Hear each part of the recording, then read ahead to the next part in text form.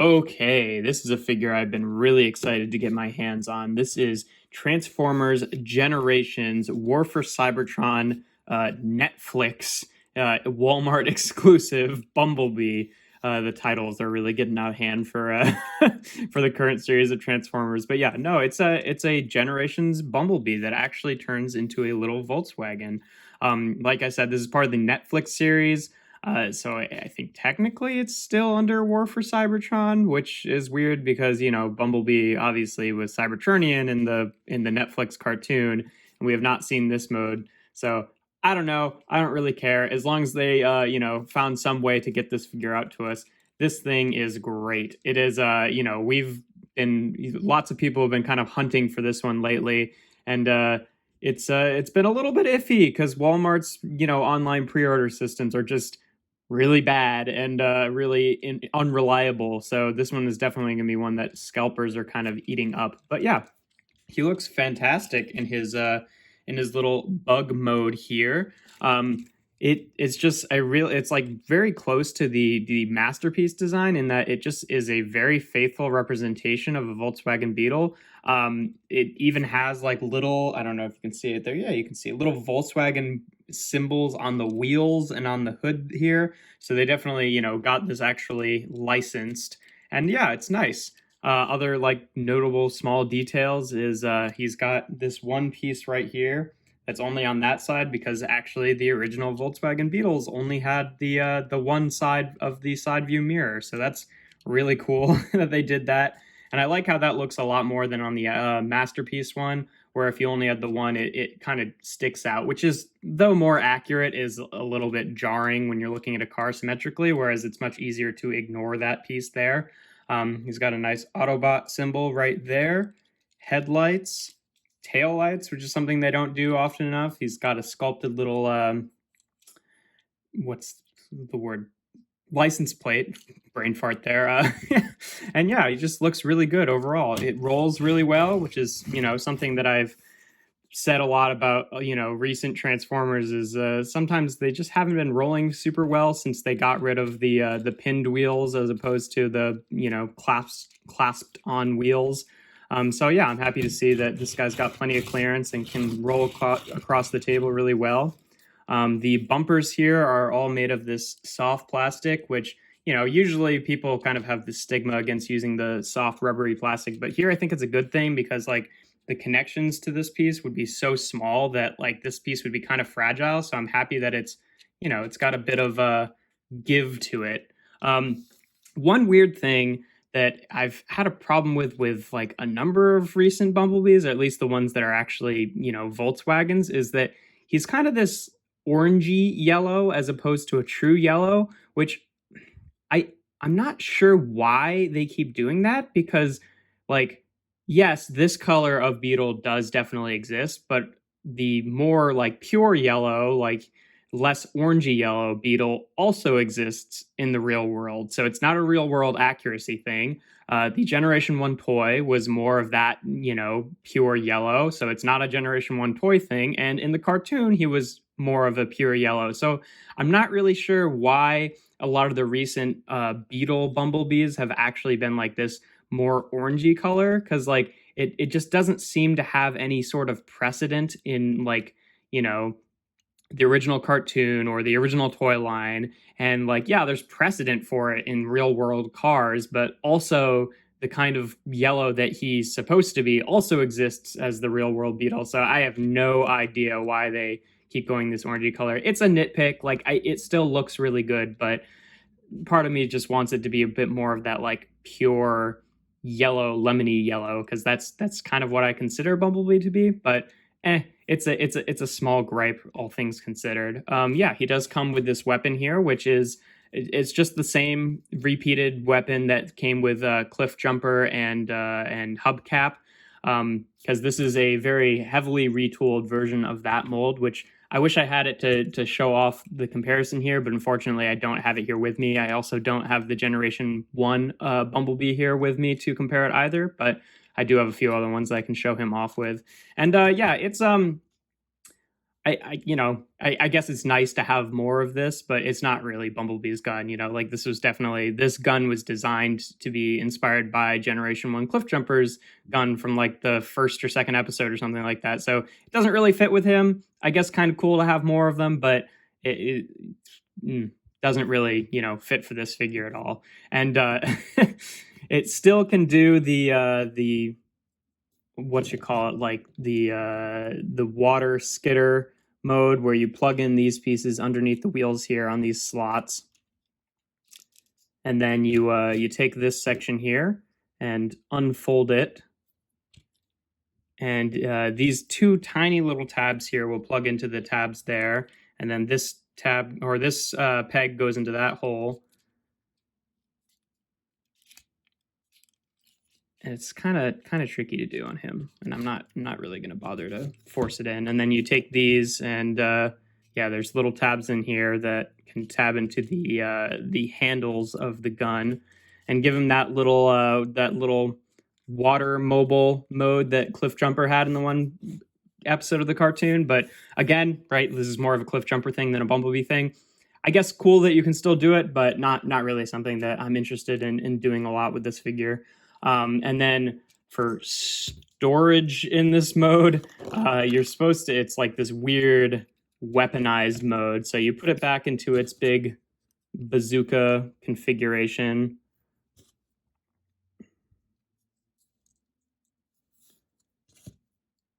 And then you take the back section here of Bumblebee, and you kind of wiggle it loose. It's a bit tighter than it was on Cliffjumper. This is the infamous parts forming part, which doesn't bother me too much, but I know that that's a point of contention for some people.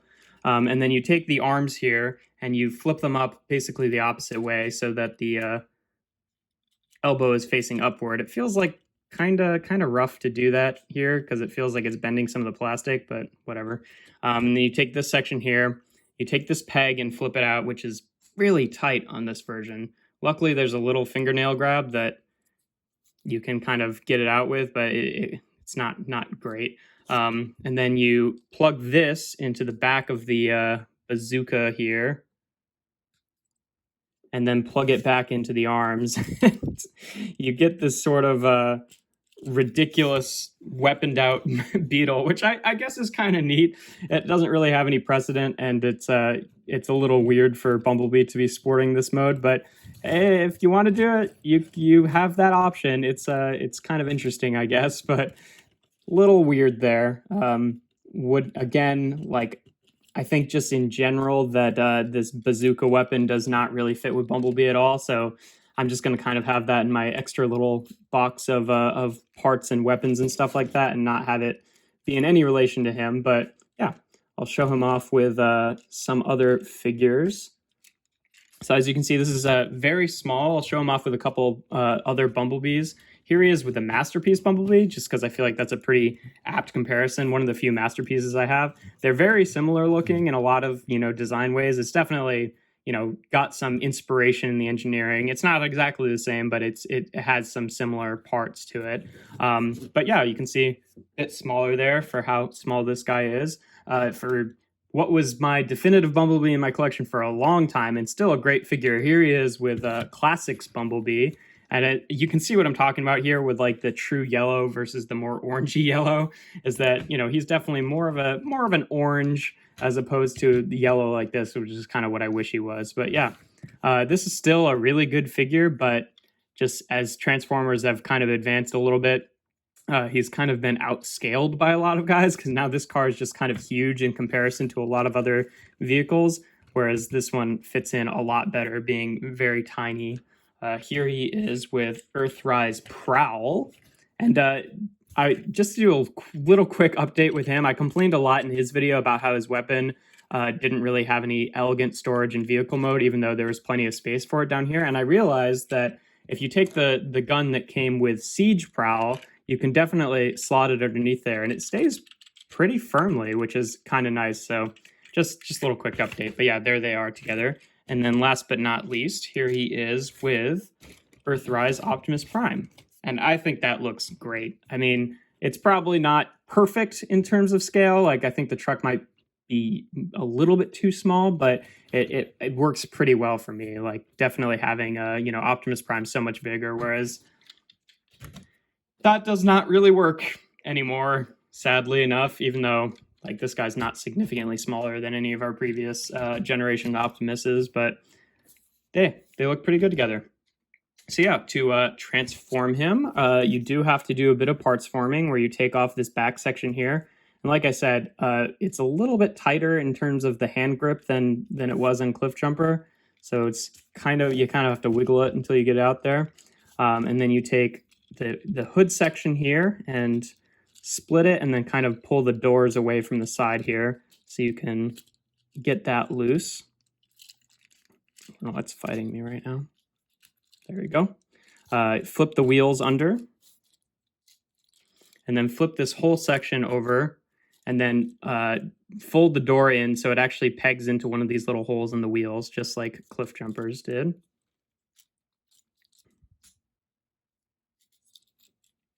And then you take these sections and kind of fold them out to the side and then flip this up so the hips kind of go in between them. Then you take this section here with the roof and fold it open. These tabs that kind of plug it in car mode to like go behind this panel are a lot longer than they were on Cliff Jumper, which it makes sense in robot mode, but when going back and forth between Beetle mode, it's kind of scary to sort of force them behind this piece. It's a very, very tight connection, especially since these are clear plastic. So I'm a little worried about that, but seems to be holding up okay so far. And then you take this part of the hood and you flip it in, flip these up the rest of the way, tab that in, which now, so on Cliff Jumper, when you didn't have this piece plugged in or the equivalent of that piece, then the arms kind of like easily flopped out to the side. But now that these tabs are longer, they kind of hold this in a little bit better. So makes sense for robot mode, is a little bit frightening for the transformation.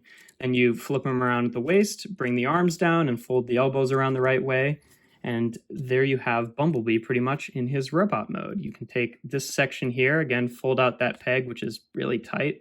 And then you can have him hold it as a shield, which, just like with Cliff Jumper, I think it looks a little bit dumb, but you can also easily store it in this mode by just taking that tab, or that peg rather, and plugging into that hole in the back there. And yeah, there you have Bumblebee. I think he looks absolutely fantastic. I love to have a Bumblebee that feels like he scales really well with the other figures and actually, turns into a Beetle, which is really nice. But yeah, he's a great little figure. Articulation wise, his arms are on swivels here, and then hinge at the elbow, wrist swivel, head. I think, yeah, it's on a ball joint. It can rotate obviously all the way around. Waist swivel, and then because of transformation, he can kind of like arch his back a little bit, which is kind of cool. Universal joints at the hips, thigh swivel, bend at the knee about 90, and then tilt at the feet. So yeah, he's pretty good. You can of course have him holding this big ridiculous weapon, but like I said before, this is really much more of a Cliff Jumper accessory than a Bumblebee accessory, so not super fantastic. But you can, if you got the Hasbro Pulse exclusive, I believe it was called the Weaponizer pack. It came with a little G1 accurate Bumblebee pistol. So you can hold that, and that looks pretty good. Of course, it has no way to store in robot mode, or in alt mode, or even actually in robot mode for that point. I guess you can kind of just like wedge it back here, but it doesn't really look good. But yeah, no real storage in either mode, but it does look good holding it. To show him off with some of the other figures, here he is again with Masterpiece Bumblebee and Classics Bumblebee, and yeah, they look pretty good. I like his scale a lot better with him being so small, and yeah, he's got a lot of similar design cues to Masterpiece Bumblebee, but like they definitely did a lot of things different. Like they found a much more clever solution, in my opinion, to getting this blue bar up here, other than the dumb sort of cheating way that they did it with Masterpiece Bumblebee. Really not a fan of cheating, and as minimal as that is, it still bugged the crap out of me. I, in general, just like the head sculpt a little bit better. I always thought that Masterpiece Bumblebee's head looked a little bit dopey. It's like, kind of soft details there, as opposed to this one, which is a bit more crisp. It looked, I think, even a little bit better on like the CG rendering of these that we saw in promotional images. But like, I kind of wish the horns were a little bit pointier, but that's a nitpick. And would have been nice to have him maybe have like a smirk or something instead of this sort of deadpan face. But it still works pretty well. And then here he is again with Masterpiece or Classics Bumblebee, which I'm always going to love Classic Bumblebee's head sculpt, but I'm a little bit biased because like sort of my idea of what Bumblebee should look like was based on this toy. So, you know, I think that this guy is really fantastic, and I love that he actually turns into a beetle like he's supposed to. Just, I really wish he was more this color. Not a huge deal, but it's just so close to being like super perfect that it kind of eats me up a little bit. And then here he is again with Earthrise Prowl. So you can see just like Cliff Jumper, though he is the deluxe, he is quite small. And I think it works with a lot of the other deluxe cars being a little bit taller. And then again, last but not least, here he is with Optimus Prime, looking really fantastic scale-wise with him. I think that you know, I like this scale where Optimus is about twice the height of Bumblebee. I think it just overall works pretty well. But yeah, this is a really good figure. If you have the ability to get him, I'd say definitely do it. He's a great little toy, and he's just probably going to be like my ideal definitive representation of Bumblebee, unless they make another one that's even better. But I'm quite satisfied with him. And one thing I didn't really mention is that a lot of the surface detail on car mode is actually covered with a very thin layer of paint. So there are sections that are, you know, that are molded out of a different colored plastic, which it doesn't really have the same effect that it usually does, because it's kind of done like that over the entire figure. So it just works really well. Like, you can definitely tell that someone put a lot of love into this design, and it's definitely shows through. But yeah, if you enjoyed this video, make sure to leave a like and consider subscribing. I do reviews every Tuesday, Thursday, and Sunday for the time being. And yeah, if you have a figure you want me to review, leave it in the comments, and I'll let you know if I can get to it. But without further ado, here we have Transformers Generations Netflix War for Cybertron Bumblebee, or some variation of those words.